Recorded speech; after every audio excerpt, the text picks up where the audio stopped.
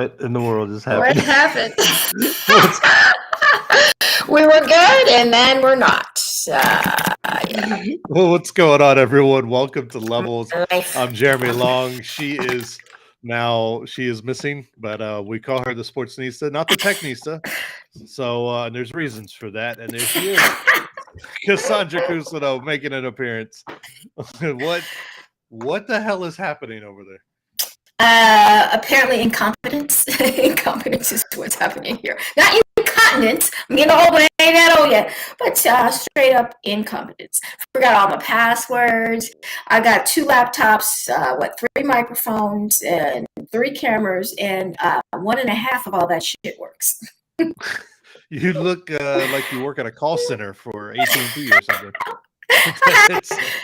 Had to find a microphone that worked.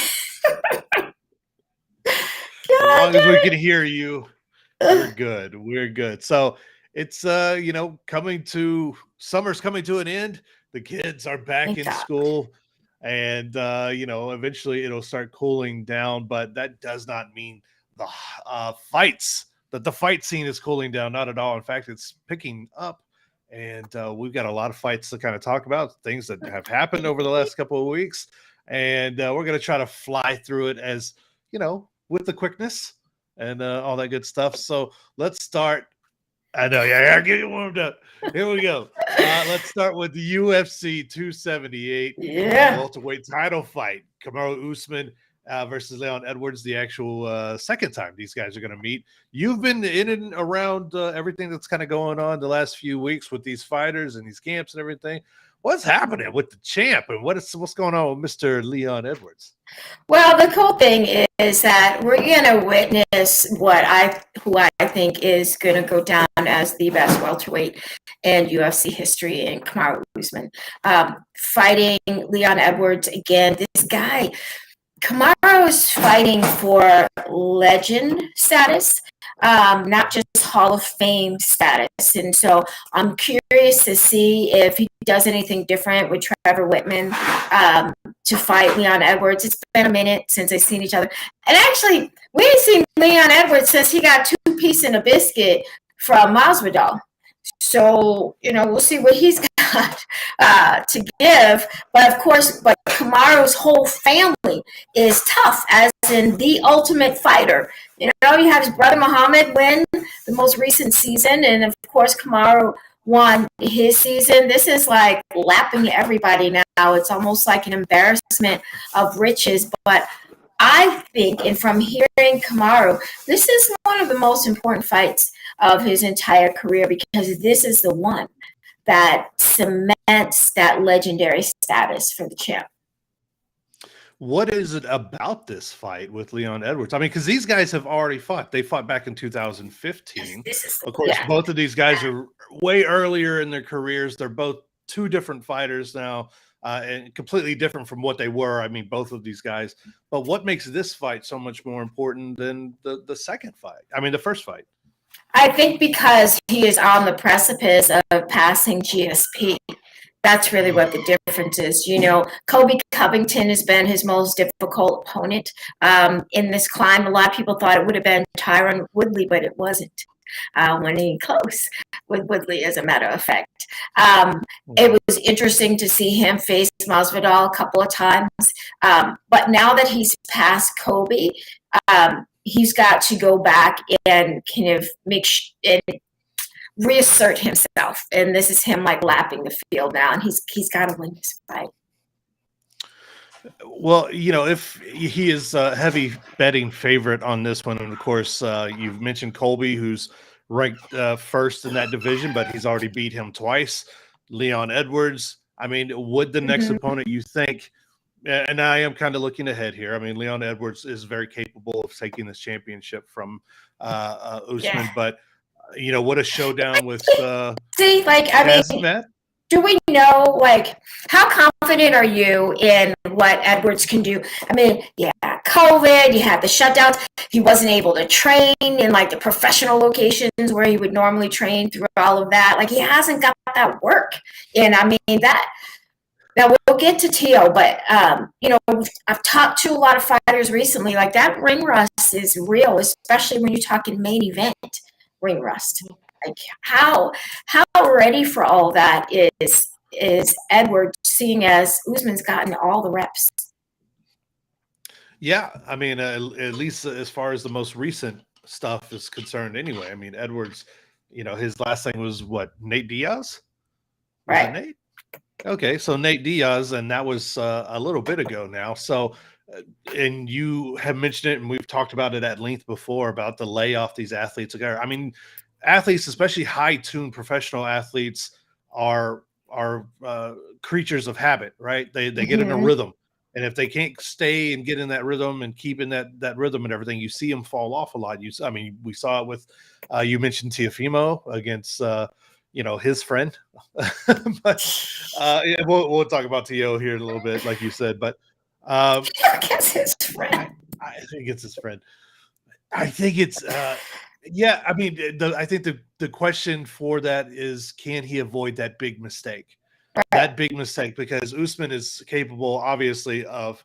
I mean, he's got power. He can take you down, submit you, and Edwards is going to have to fight the most mistake-free fight that he has ever done, because he was controlling Nate Diaz, and Nate Diaz has been well on the other side of his career for a while now, and Nate still almost put him away at the very end. So, you make those kind of mistakes against a guy like Usman, who is very much at the top of his game right now, even at 35 years old, which is crazy that he's 35. Yeah, it would be however you want to describe it, either a very long night or a very short night for Leon Edwards. I don't think personally, I don't think he has the power to knock out Usman. He definitely has the skill maybe to outpoint him, but he's going to have to fight a very, very clean, mistake-free fight in order to take that belt. Well, Kamaru has demonstrated that he absolutely does have a chin. But the thing about chin is you can chip away at it, and he's had those 2 wars with Kobe Covington, and let's see how much of it is left. But he's talking about perhaps going into boxing, having an exhibition match. He ain't fighting Canelo style. Or maybe moving up in weight to challenge himself there. And I just wonder at this point, he's got some out of the octagon businesses that he's got in the mix. He's made a lot of money. He's one of the champions who's actually made significant money in UFC. But I like to see these guys have an exit plan. Not keep coming back and fighting to see who else is left. You got to be left. You got to be the last man standing. Have a real business plan in this business, because it is a fight business, and I don't care what league you're fighting in. You've got to be ready to, 37 years old, you got a little brother fighting. Corner him. Yeah. Get in there and corner Muhammad, who's like a baby, like Bam Bam in there. Like, his strength is ridiculous. Muhammad Usman. Yeah, absolutely. And I'm seeing more and more of these fighters, and I think whether you like to admit it or not, guys like Brock Lesnar and Ronda Rousey have kind of paved the way to some of these second career, opportunities. Anyway, WWE, and even if you don't like professional wrestling or whatever, they carry over that legitimacy of real fighting into these things. So they make and already have these bases built in of fans that they can carry on and have these successful second careers. And Usman is he's very good on a mic. He's very personable. He's a very likable guy, but he's very knowledgeable about the sport. So maybe even working him into commentary on some smaller shows or something like that, see what he has. I know not everyone could be a commentator, not everyone could be in WWE, but I think very possible for a guy like that who's highly decorated, and like you said, at the end of his career, may very well be the greatest welterweight we've ever seen. So opportunities abound. And if we talk to Usman, he's probably like, there ain't no way I'm slowing down or whatever. But it'll eventually Father Time wins. So right, but I think it's a worthy conversation to talk about what's really next. And a lot of times, people omit that second word of fight business. It is a business first, and you are your greatest commodity. And so I really like to hear these guys talking about kind of like what's left for them in life. All these fans, anything else other than what you've done on the nights that they've contracted you to go to work. So yeah, absolutely. That's what I got to say. Thank you for everyone who's jumping on the Did we share this on our Twitter page? I don't know. I don't know how any of this works. But if you want to talk along here, we're talking about UFC 278 that's coming up tomorrow night. Tomorrow, Usman. Yeah, leave a comment down there in chat. We're also going to talk a little bit about Anthony Joshua and Usyk, their second fight coming up, and also how Teofimo looked at 140, his debut at 140. Let's talk about move on to the co-main, which is Paulo Costa and the returning Luke Rockhold. The number one question, obviously, is what does Luke Rockhold have left?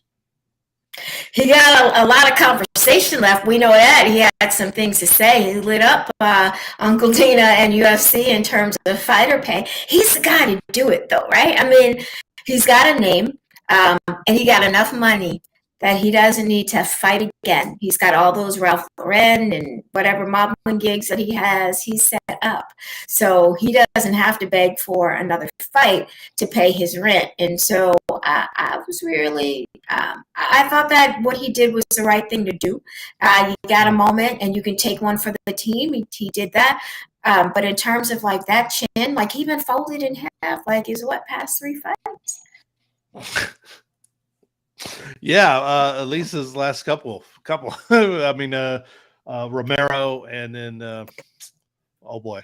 So yeah, I mean, he's been knocked around a little bit, and he hasn't fought obviously since 2019. And then was it Jan? Yeah. Jan Blachowicz, who was doing his thing, his march to a title. But at this point, I mean, 16-5, he's on the other side of, he's kind of entering those twilight years for a fighter and everything. Why do you think Rockhold would want to come back, and especially against a guy like Costa? I mean, does he believe if he gets a win that maybe he's maybe another fight away from a title shot? Sure, he's an interesting guy from Santa Cruz, grew up surfing, but like a natural born athlete, played a bunch of different sports, him and his brothers, and so he's a competitive guy. And I just think that you don't want to have the last professional memory of you being chinned, even though Jan's got formidable power. If you have, I think this is the last fight on this contract anyway, so that's another reason to get in there is, if that's kind of your last part of the obligation, because he shut down when COVID shut down. I remember actually a funny story. So last fight, this was when UFC used to have the athletes come out, they'd sit in a chair and they'd have like this big placard behind them with their name, and you could have one-on-one conversations. So this was pre-COVID. And I stepped up. I was the next one to talk to Luke, and he's like, I got to use the restroom. I'll be right back. And he never come back. So I ain't seen him since, and I thought that was rude. And when Jan did what he did, I kind of felt like Jan did that to defend my honor.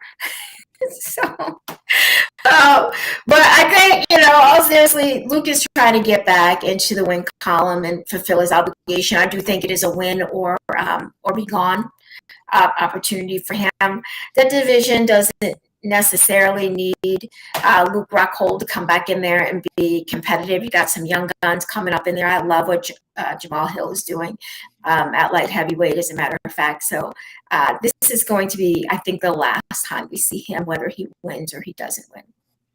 I mean, what is it? Jiu-jitsu black belt. And so, if it gets to the ground, he might have somewhat of an advantage, but Costa has just ridiculous power as well, and of course a jiu-jitsu specialist. So we'll, I don't know. I'm picking Costa in that fight. I don't know. There we go. Very quickly, it just popped in my mind here. Rory McDonald. Yeah. Rory McDonald calls it a career. He retires. Yeah. The Red King. What is his welterweight legacy?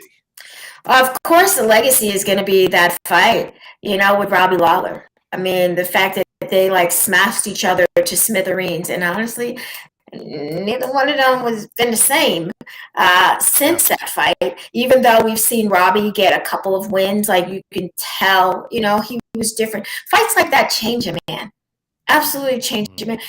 The closest I can say, I mean, there've been a couple of wars. Remember Whaley and Joanna? I actually got it up here. What is this? 248. That fight, similar. But Whaley like went into different kind of like that next fight she lost to Rose and then lost again to Rose. Yeah. And she's just getting back. Wars like that take a divot out of you. But I still think that when people talk about Rory McDonald, like that fight is going to be mentioned right alongside anything else in his legacy. Yeah, I mean, he would come close a couple of times and ultimately fall short of UFC gold, but hopped over to Bellator, quickly won their welterweight championship. Didn't hold it very long, relatively speaking. I mean, tried to grab their middleweight, didn't happen and everything. So a guy who always came to entertain the fans, his fighting style was always exciting. Like a lot of fighters, his last few years were marked with more and more fights that didn't go his way. And, you hate to see that, especially with the ones I always had a special place in my heart and my fight heart for Rory McDonald, man. He was always so very quiet and calm and that kind of American psycho persona that he would put on, but super nice. Always very accommodating to people in the media like us when we would cover events and things. So best of luck to him. Yeah. One of Canadia's finest there, and Mr. Rory McDonald. That first big wave coming out of Canada into kind of like American mainstream mixed martial arts. And so, had to travel across the border and get his work done. Another BJJ descendant. But yeah, I mean, not a lot of guys actually find success in 3 different leagues. It's hard to do because a lot of times when they're leaving one, it's like on the backside of their career. You got cut, not necessarily you walked away. The only one who's really actually finding true success is Chris Cyborg. She was pretty much kicked out of UFC. Is it still strange to you that Amanda Nunes has a belt in a division that doesn't exist? Well, and they still parade her around and she still holds the belt, but there's no one in that division. Do you think Kayla challenges her there? I mean, you think that like if they were to make this super fight, does Kayla actually challenge her? One, I think she fights Cyborg before she fights Amanda, simply because UFC doesn't play nice with anyone anymore. They used to, which is crazy. Whenever they weren't the biggest in the sport, they played nice with Pride and all these other groups. Well, but now, right? When you ask him for $1. yeah. But now that the tables have turned, they don't really play nice. And then I don't know. Kayla would have to. I mean, she's big. And I mean that in a nice way. I mean, she would have to cut some major weight to get down there. And has she ever fought at 145? She is a woman. She fights at 155. She fights at 155. But it also gives Amanda an opportunity not to have to cut. Yeah. As well. So maybe they meet at 150. I tell you, money talks. And if there's money to be made, I would love to see that fight. That would headline a pay-per-view. That would be a really great fight to determine legacy stuff as well. All these legacy fights and everything. But some of these women are going to have to do that, right? There's going to have to be some cross-pollination to actually say that. I mean, who else is challenging Valentina? You're going to have Amanda actually, meet her somewhere at a catch weight to have a truly competitive fight. Although Valentina's last fight, there was some scrap going on. Some people thought that the champ was down, actually, going into that. But I like seeing that. I like seeing a fight that really pushes a dominant champ. Yeah. In their own weight class. I like to see that, but I just got to think when you look at Nunes and Kayla and Cyborg, all of them, there's going to have to be some cross power. Although, actually, Meta already beat Cyborg. Yeah. So she did, and it was a good little scrap, but I mean she ended it. So I mean, I can see where people would want to see a second one because there's not too many fighters. I mean, now you're seeing Pena did it in her first fight and took the strap and then kind of got beat up in the second one, but there's not too many other fighters who stand toe to toe and can stand toe to toe and give just as well as they get. And would it be entertaining? Sure. Is it going to happen? Probably not. I don't know. Money. We need to do a show on like the matches that we would love to see that would never happen. Yeah, absolutely. Like Rousey and Carano or something like that. Like prime stuff. The things we missed out on, Fedor and Brock, and those kind of matches that, of course, will never happen now. But you guys. Usyk-Joshua, too, for all the marbles outside of the WBC and Tyson Fury realm. This is getting fun. It's getting a little chippy between these guys. And, first off, your thoughts here on this upcoming rematch between Usyk and Joshua and where it all is. I mean, we keep throwing this word around, legacy. Apparently, this is the legacy episode, but what does it mean for each man going into this second matchup? So one thing that stuck out to me this week is that, Usyk is coming from fighting in a war in his home country. He's seen some things that Anthony Joshua or you or I have not seen. People really fighting for their lives. And it's a different type of internal motivation for him. The second thing is the weigh-in. So Usyk came in just 1 pound heavier than their first match, and I think Joshua 4 pounds. I would love to see the day of weigh-in because I think that even though Joshua was able to evade some of it, when he got hit by Usyk, it hurts, man. You want to come in with a little bit more buffer for that guy because I don't think Joshua is going to outbox Usyk.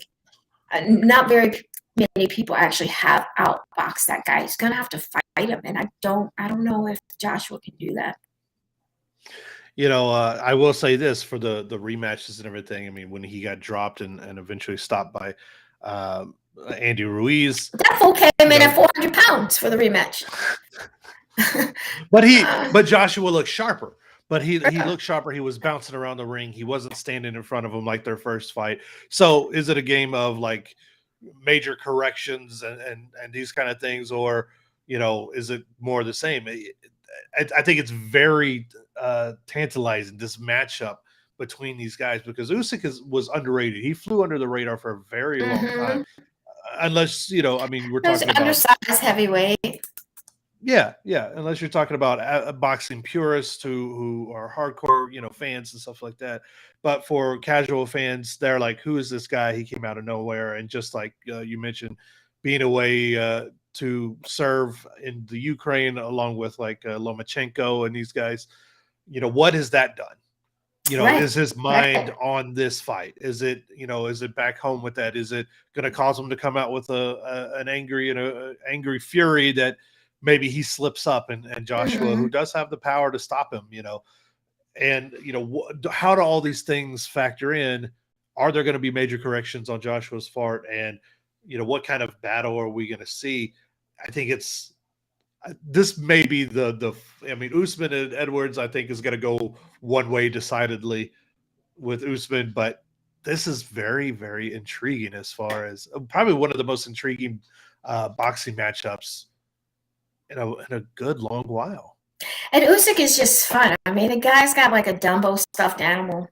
He's like makes all these weird faces. He's an interesting guy. I love seeing the fight week coverage with him, especially juxtaposed to Anthony Joshua, because he's so buttoned up. It's like, very British. Yeah, he's very quiet. He Mhm. doesn't. Mhm. He says stuff every once in a while that I think someone is probably feeding him to say or whatever, his Mhm. handlers or whatever. But he's very, respectful of people. It's not his style to really kind of go after a guy, his opponents and everything. And then every once in a while he'll be like, yeah, but and he'll say something. You go, I don't think that was you. I think somebody was telling you, hey man, we got to sell this fight. We got to sell the bad blood or Right. something. But I think Because he's it's just very really calm. only selling a lot in the UK. These are Yeah. not two fighters that are carrying a lot in the United States, which is a shame because it's going to be a high level, high quality heavyweight fight. But Yeah. if Usyk's conditioning is like declined a little bit, given everything he's gone through, and Anthony Joshua's able to like step up his conditioning, which we've seen him do, watch for the holding. I remember like the Joseph Parker fight. If there's a ref who's going to call that a little bit closer, it could change some things a little bit. Yeah. Yeah, absolutely. Gonna be a good fight. Speaking of That's on things, DAZN, right? I think I paid $25 to get that damn fight. yeah. I'll be watching over your shoulder then.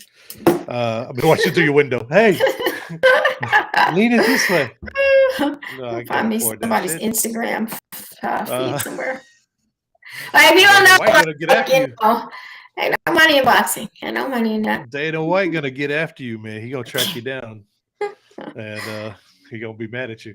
Teofimo Lopez, his debut at 140 went pretty well for him. Stopping Campa in the 7th round.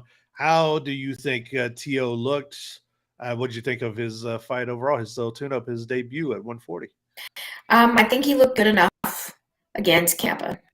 At 140, there's a lot of different dudes, lots of different skill sets, lots of different experience. He was hitting Campa straight, flush, over and over again, tagging his dude. Campa kept coming. Either Campa's got himself a hell of a chin or that power ain't carrying to 140. And one good thing I saw come of all of that is that Teofimo did not get frustrated and just start to get unnecessarily aggressive outside of the game plan. He continued to box, went back to the jab in like the mid to late rounds, and then ended up stopping him. But I do think that there's some things to clean up. He said something weird that his legs didn't feel right when he got in there. I mean, it could just be like nerves. I don't know. I asked him like, well, when did you feel like your legs were under you? And he felt like it was around the 4th round when he actually was able to feel comfortable in there.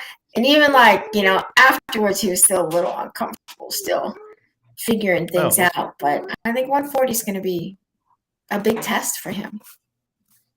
You actually caught up with Teo and talked to him for just a quick minute. Do you want to set up this clip we have here with him? What would you guys discuss? Yeah, so I talked to him then after weigh-ins the night before the fight, or the afternoon before the fight. A couple things came up. Asked him why Vegas. That fight, originally he did not want to be in Vegas. He says where he wanted it to be. It was controversial to switch it to Vegas, according to him. And then I asked him about, like, what does he want people to know about him as a man now? We've seen enough of him as a fighter, given what he's gone through personally. He got into this at the post-fight, but there was a lot going on in his personal life, as usual. He was married and divorced by the time he was 24, has a young child who he's either not seen or seen very little of. And he called out the child's mother, to which Top Rank PR was like, okay, we're going to have to wrap this up. Got him out of there pretty fast and in a hurry. Let's check this out real quick. Okay. It's been a while for me being with you, so now it's great to be back, though, for sure. A lot of people calling it the comeback, and you're saying it's the retakeover. What do you need to remind people about who you are this time around? Don't call it a comeback. I've been here for years, so it's all about just pushing that, man. Honestly, I'm just grateful. I'm thankful just giving everything to God always, and never forgetting that. So it's all about, just reminding everyone, I guess, we are here not just for temporary. We're not a one-hit wonder. We're here forever.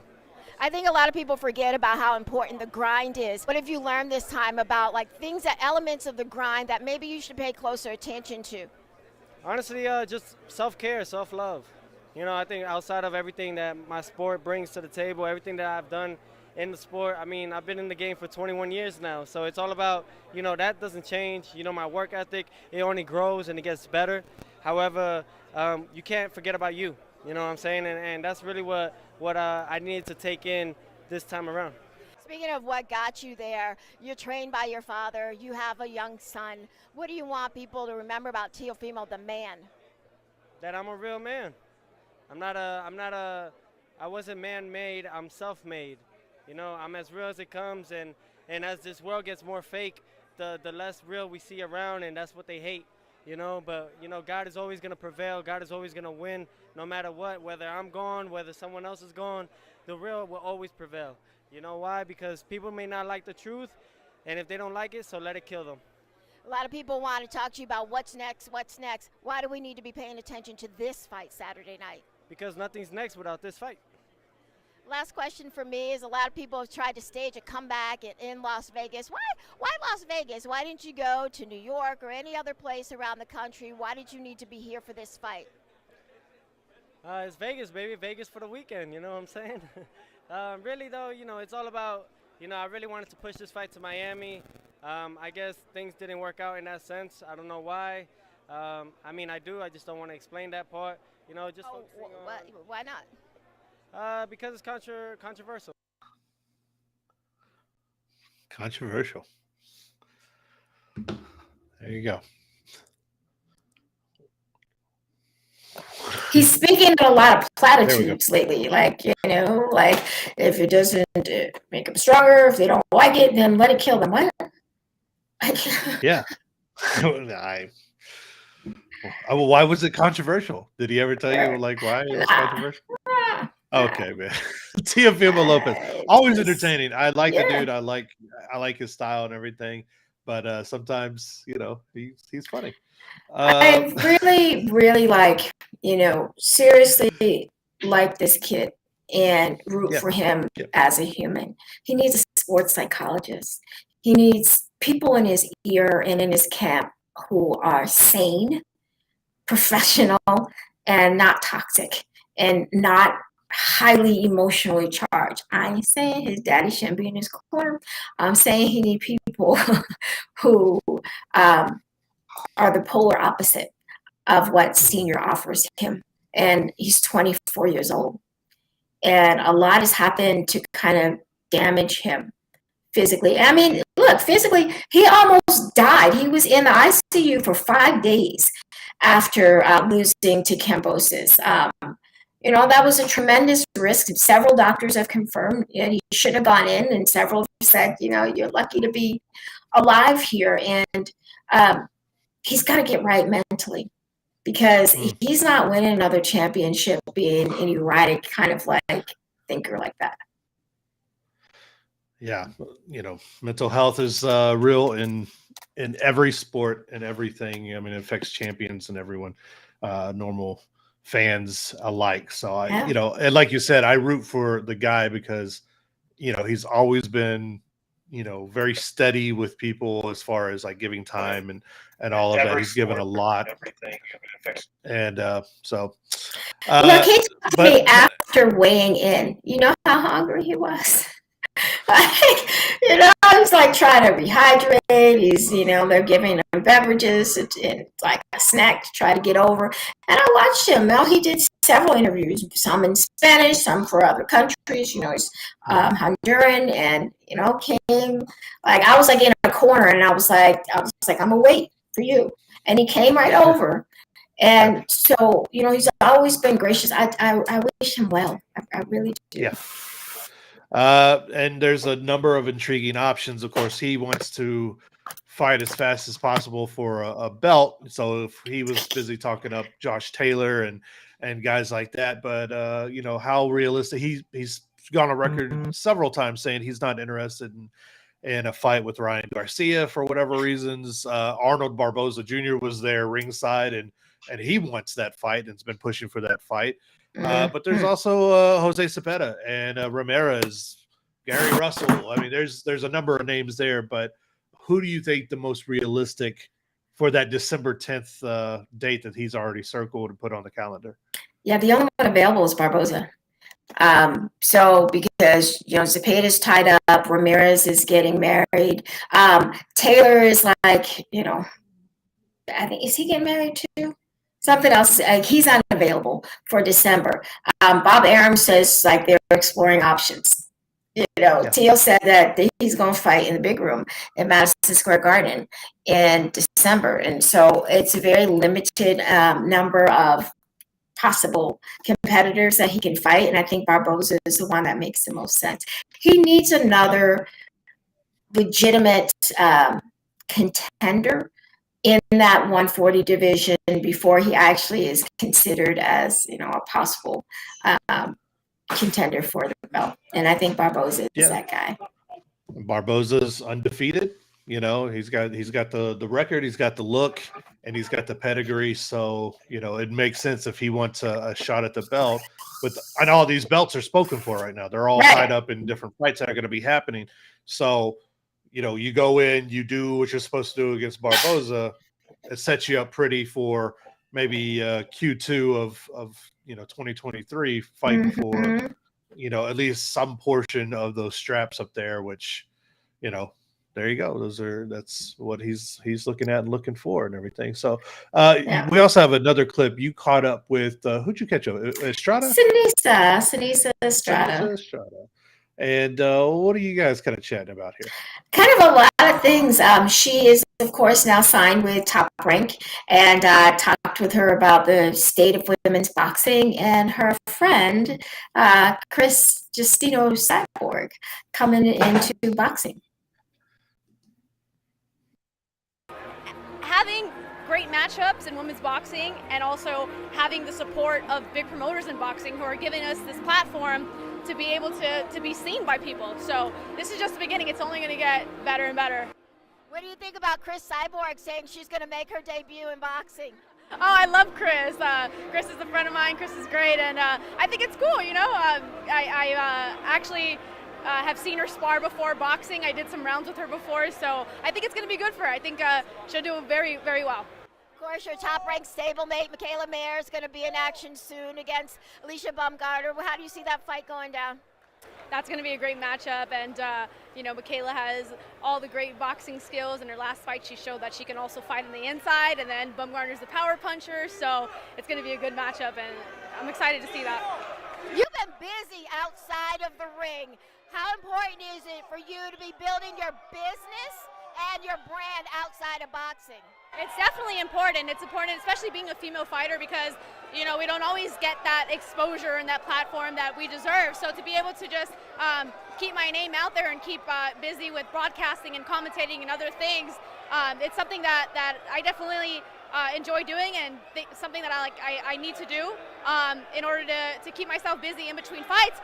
It's going to be almost a year since I've been out of the ring, and it's crazy to think that, because it doesn't feel like it's been that long. So I'm just excited that I could just finally get back in there. Last question: are you finally past Marlena Esparza? What was that? Marlena Esparza, finally past that. Am I past that? No, I think that it'll be a huge fight for women's boxing. A rematch will be big for us, so I want to fight her again. I want to shut her up once and for all, so she has no excuses the next time I beat her again. So yeah, I'm all for it. Thank you. Oh, Estrada, love her, man. She's so love her personality too. Yeah, and lots of skill there. So yeah, I would love to see that matchup. I would love to see a second go. Remember when she last fought Marlene, like there was that huge gash caused by the headbutt, and Marlene lost her title. But listen, she fights at 105 and 108, right? She's not, she's in like the minimum weight classes, but man, like her skill set is ridiculous. And I watched her. There was a barricade between fans and it was a media area that she was in. She was doing some commentating. Yeah. And there were a couple of girls there, and they were calling her, and she lifted one of them off. The girl must have been like 9 or 10 years old, like half her body. But she lifted that girl over the barricade so she could stand there and talk to her and take pictures. And like there were no cameras around. Like nobody had to like see that. It's just who she is, what she does. Yeah. Yeah, Estrada, I think before their first fight, we had both ladies on the show kind of talking, man. And you know what? She does it with the smile, and she's of course, got that wonderful smile of hers. And she's like, I'm cute, but she can talk some trash too, man. Yeah. So they're great interviews. If you go to levelshow.com, you can see them. So actually, after that. Yeah, after that fight with Marlon, I was in the media room, and Franchon Cruz was in there. I don't know what happened, but her people said something to Franchon. Franchon Cruz ain't nobody's punk, okay? Nobody's. And she's also friends with Marlon Esparza.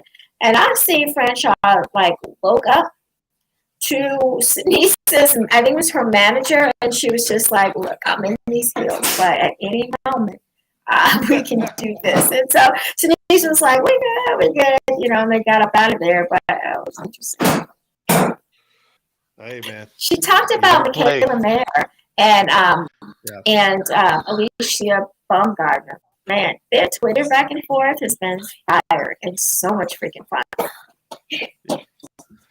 And that's the kind of, love it or hate it, however you feel about trash talk. I mean, that's the kind of stuff that women's boxing really needs to just keep it and stay relevant and get the fans involved with it and everything. So, I like to see it. I like to see the fire. I like to see as much as I like respectful fighters and stuff, come on, man. We also like some trash talking. You know what we do, man. You don't play boxing, you don't play MMA, man. So, these guys are in the hurt business. Yeah. All these fighters are in the hurt business, so that's what we like to see. So, I talked to Coach Al, who's training Michaela, her longtime coach, and he even said he was like, "Man, I can't believe how much smack these girls are talking. They're worse than the guys."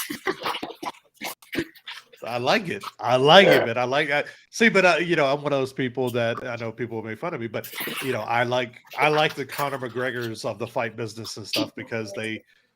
It's just part of the game, man. It's fun. The trash talk is fun. Makes you care about it. Yeah. Fired up. I'm gonna buy that pay-per-view. That's gonna be an interesting fight because, of course, Mayer's a taller fighter. We're not talking about Alicia's power, but did you see the Meg Hamadouche fight with Michaela Mayer? She had to stand in there and bend with this woman. So Michaela can fight. She showed she could get in the phone booth and do her thing, man. So I think it's going to be a really great fight. And again, I think like Usman and Edwards, it's going to come down to mistakes. Who's going to make those mistakes? And Michaela is obviously the cleaner technical boxer. Alicia's got that power. Can she capitalize in it, or is Michaela going to keep her at length, at arm's length and everything, and just outbox her for the night? Michaela's been in there with a higher level competition. I know that people are fixated on this really weird knockout that she had, that Alicia had of Terry Harper, but I just think that Michaela Mayer, even though she's a champ, is a little bit underrated in this fight, given all of her experience and what we've seen her do. That's on the Clarissa Shields undercard with Savannah Marshall. Yeah, Savannah Marshall and Clarissa Shields are finally. We get the rematch from the amateur days all the way 20 years to later. now, and those two have been going at it, sniping at each other for years and years. Go, let's do it, man. I'm excited for that card. And again, I'll let somebody pay for it and I'll watch. So I'll pay for it because I know Clarissa's getting some of the pay-per-view, and so I'm gonna put $5, some money on her books. Okay, all right. You put $5 in, I'll put $5 in. We'll watch the fight. So. Share the fights that way. So, That's it. That was everything that's going on right now as far as what we're talking about. What are you guys ready to see? What are y'all ready to, who do you got? Usman, Edwards? We never really said. Who do you got? Usman, Edwards? I got the champ. I mean, I don't. You got the After I saw him twice do what he did against Kobe Covington, I don't think Leon Edwards is a Kobe Covington. Anybody can get got, but if I gotta pick one, I'm gonna pick the champ. If you got to put $5 on it, Yeah, you got the champ. All if right. I gotta shake the piggy bank, And I think you said earlier about Costa Rockhold, the co-main event on UFC 278. Who do you got there? You got Surfer Boy. I Costa on that. I do. I just think that he is wild enough to get that shot off and actually make Rockhold pay. I don't know who you got now. Rockhold, man. Surfer Boy. You know what? Yeah, I know, man. Yeah. Just because the odds are, the underdog stuff. So betting wise, I'd probably put a little bit on Rockhold because Gotcha. I think, he's still got a little bit of power. His chin is gone, I think. And I mean that in all respect, man. Your chin can only take so much, and he's been knocked out with the best of them. Romero, I sent him to the shadow world, and he ain't returned yet. So he sent him there one way, no return ticket. So he's kind of in the same consideration as Garhart, Cody Garhart, in terms of the amount of damage that he's taken and what is actually still possible. I talk about rising stars just fizzling.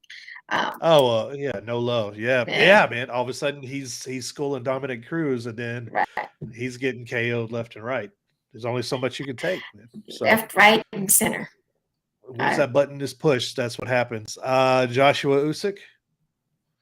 I don't think that Joshua can make that many adjustments to actually change fight. If Usyk is able to show up the same Usyk that we've been seeing, he should win that fight. Even in a decision, I think it goes to Usyk. I don't see it being stopped. Do you? I don't know, man. I don't think so. I think it'll probably go decision. Yeah, that's probably what I put money on. I still have to look at my betting lines, but that's what I would do. I'm seeing if there's any other enticing ones on this card here. I know a couple guys, just a random note here. I know a couple guys that I followed back in Southeast Texas, of course, the beginning of their careers and all that stuff.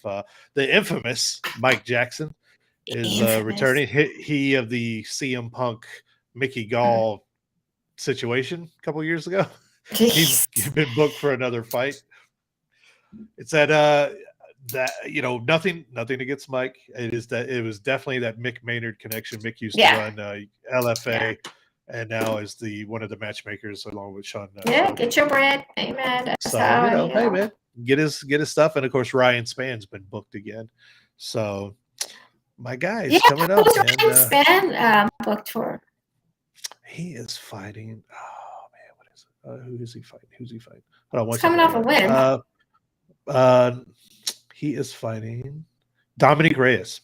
Oh, okay. Yeah, it's going to be a good fight. Ryan Spann, Dominic Reyes. That's going to be a really, really good fight, man. I like it. Props to my guy Ryan. So let's see. I mean, that's a big win if he can get it, and would probably put him in at least the talk of title fights, and at least some or eliminators anyway. So. You're talking about that division, and we see John Jones has been active this week, talking about December. Yeah. Make his heavyweight debut. He has been putting out some videos.